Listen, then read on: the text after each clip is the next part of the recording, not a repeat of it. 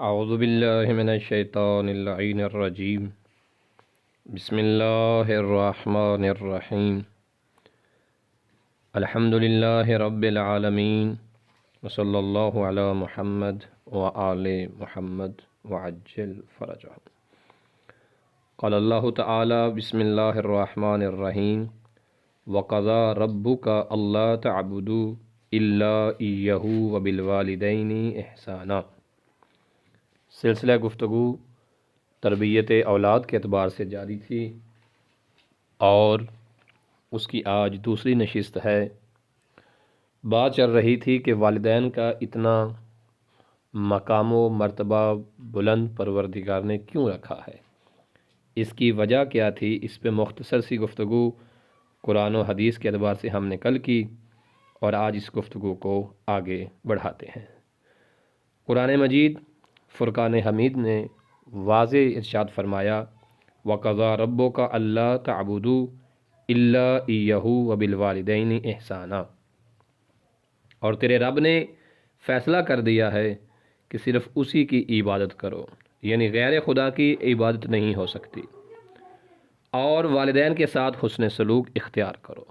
इस आया करीमा में परवरदिगार ने अपनी बंदगी के साथ वालिदैन के साथ हुस्न सलूक इख्तियार करने को अहम करार दिया।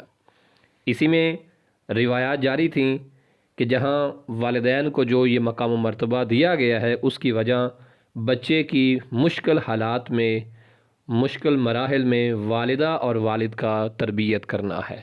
जो मुसीबतें, जो मुश्किलें जिनका सामना माँ करती है और बाप करता है, ये दुनिया में कोई और ऐसी हस्ती नहीं है इंसानों में कि जो इन मुश्किलात को झील कर अपने बच्चे की तरबियत करें।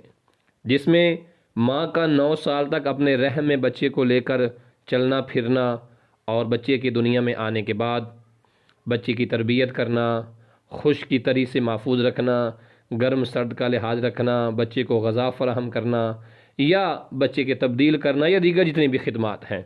और इन खिदमात के लिए जो असल सबब ठहरता है इंसानों में, वो इस बच्चे का बाप होता है।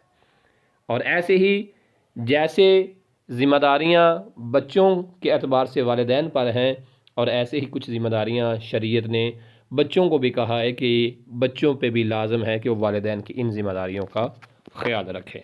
अब चूँकि हकूक़ का ताल्लुक़ दोनों एतबार से है, औलाद पर भी वालिदैन के हकूक़ हैं और वालिदैन के औलाद पर हकूक़ हैं, तो आइए इन दोनों एतबार से हम चंद अहदीस मासूमीन अलैहिमुस्सलातु वस्सलाम का मुतालिया करते हैं और आपकी खिदमत में पेश करते हैं उन रिवायात को कि जिसमें हकूक़ औलाद भी बयान फरमाए गए हैं और जिनकी अदायगी माँ बाप की ज़िम्मेदारी है, और उनमें से चंद अहदीस जिनकी तरफ तवज्जो का होना इंतहाई लाज़िम है।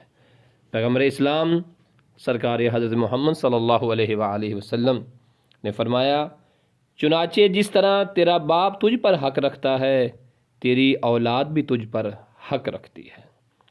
यानी इस तरह दोनों एतबार से हकूक़ को मुलाहिज़ा इस हदीस में किया जा सकता है। एक और मकाम पे सरकार ने इरशाद फरमाया, जैसे औलाद अपने माँ बाप की नाफरमानी की वजह से आक हो जाती है, उसी तरह से मुमकिन है माँ बाप भी अपने फ़रीज़े की अदम अदायगी के बायस औलाद की तरफ से आक हो जाएं।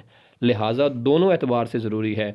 अगर इंसान औलाद के मकाम पे है तो इंसान को पता हो कि वालिदैन के हकूक़ क्या हैं।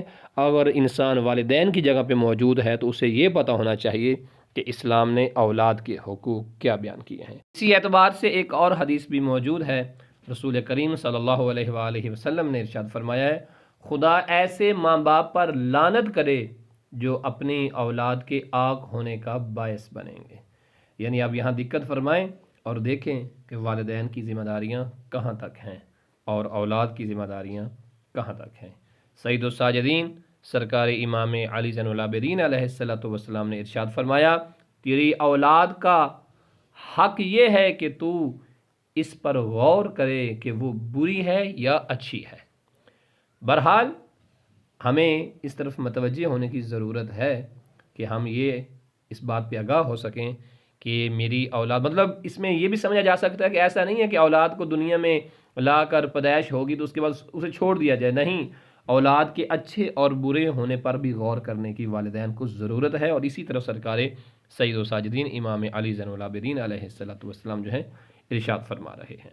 इंशाअल्लाह ताला ये सिलसिला गुफ्तगू जारी सारी रहेगा और हम औलाद और वालिदैन के हकूक़ अपने सुनने और देखने वाले तमाम मुमिनीन तक पहुँचाने की भरपूर कोशिश करेंगे, ताकि वालिदैन और औलाद ये जान सकें कि शरई एतबार से इन दोनों तरफ़ैन की जो है वो ज़िम्मेदारियाँ क्या बनती हैं। खुदा हमें इल्म व अमल से माला माल फरमाए और इस मुआशरे में रहकर औलाद को वालिदैन का एहतराम करने की तौफ़ीक दे, आमीन।